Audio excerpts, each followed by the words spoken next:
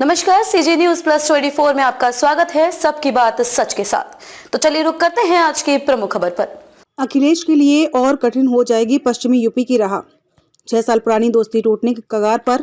भाजपा के साथ रालोद का गठबंधन होने पर लोकसभा चुनाव में सबसे बड़ा झटका सपा को पश्चिमी यूपी में लगेगा। यहाँ रालोद के साथ मिलकर जाट, यादव व मुस्लिम मतों की बदौलत भाजपा को बड़ी चुनौती देने की तैयारी कर रही सपा का गणित गड़बड़ा गया है। ऐसे में अखिलेश के लिए पश्चिमी यूपी की राह और कठिन हो जाएगी। सपा को यह दूसरा झटका लगा है।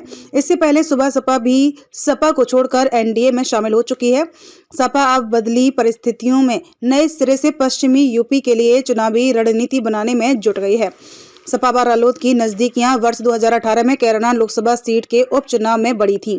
इसके बाद 2019 के लोकसभा चुनाव में सपा बसपा गठबंधन में रालोद भी शामिल हो गई थी। विधानसभा चुनाव सपा रालोद ने मिलकर लड़ा। वर्ष 2022 का विधानसभा चुनाव भी सपा व रालोद ने मिलकर लड़ा था। जाट, यादव व मुस्लिम मतों की एकजुटता से रालोद को 8 सीटों पर सफलता मिली थी। सपा भी वहां पर मजबूत हुई थी।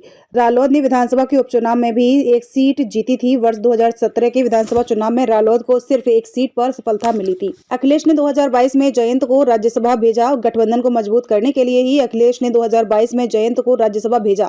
सपा ने रालोद के साथ लोकसभा चुनाव में गठबंधन की घोषणा 19 जनवरी को करते हुए 7 सीटें देने पर सहमति जताई थी।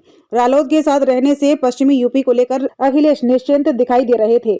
करीब 6 वर्ष पुरानी दोस्ती टूटने की कगार पर। अब जयंत के बदलते रुख से करीब 6 वर्ष पुरानी दोस्ती टूटने के कगार पर है। ऐसे में पश्चिमी यूपी के प्रमुख नेताओं को लेकर अखिलेश नए सिरे से रणनीति बनाने में जुट गए हैं। रालोद को दी जाने वाली 7 सीटों में से अब ज्यादातर पर सपा खुद लड़ेगी। INDIA में शामिल कांग्रेस को भी इसमें से 1-2 सीट मिल सकती हैं।